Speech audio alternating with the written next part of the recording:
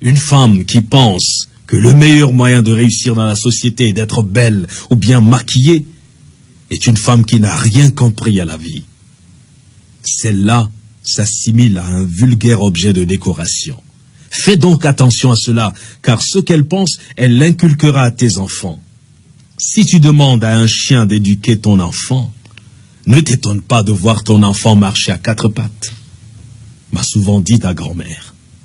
Ton épouse doit apprendre à tes enfants le sens des efforts, le sens du travail, notamment à tes filles.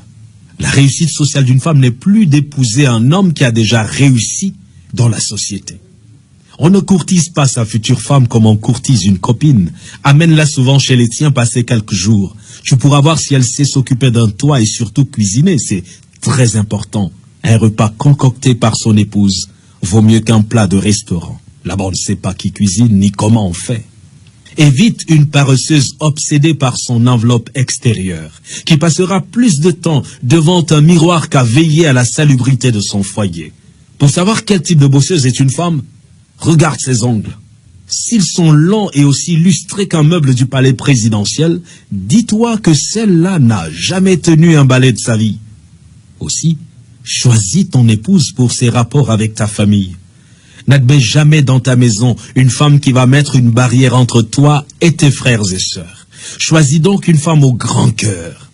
Chez nous, ce n'est pas deux personnes qui se marient, mais deux familles qui s'unissent.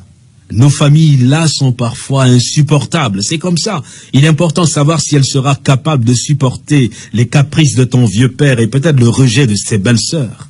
Si dans nos coutumes, lors du mariage, la mariée porte une corbeille ou une haute trouée, ce n'est pas pour rien. Cette corbeille représente son cœur. Elle devra y mettre les vicissitudes du mariage. Et comme il est troué, il ne se remplira jamais. C'est ainsi que ton épouse doit être. Si certains mariages durent, c'est pas parce qu'ils ne connaissent pas de difficultés, mais parce qu'on a bien choisi son compagnon, on le supporte mieux. Une dame qui plie bagage pour un oui ou pour un non ne sera que de passage dans ta vie, tôt ou tard. Une rivière qui déborde à chaque pluie fait fuir les campeurs, disait l'aïeul. Observe les gens et les lieux qu'elle fréquente. Si elle passe sa vie dans les boîtes de nuit, les débits de boissons entourés de fêtardes, tu peux à peu près te faire une idée de celle que tu comptes mettre dans ta maison. Un poisson qui provient d'une eau empoisonnée n'est pas bon à manger, m'a souvent dit mon grand-père. Elle devra faire de tes problèmes les siens, et pas une qui prendra ses jambes à son cou dès que le navire prendra un peu d'eau. Le mariage a des hauts et des bas. Si elle n'est pas capable de traverser toutes les situations avec toi, c'est une opportuniste dont il faudra te débarrasser. À ce propos, ne dit-on pas chez nous que lorsque tu adoptes un chien, tu adoptes ses puces? Si elle ne voit que les bons côtés, fuis. Pour être fixé, fais-lui part de temps à autre de certaines de tes difficultés, juste pour voir sa réaction. Enfin, choisis-la pour ses ambitions. Ton épouse doit être capable de te pousser vers le haut.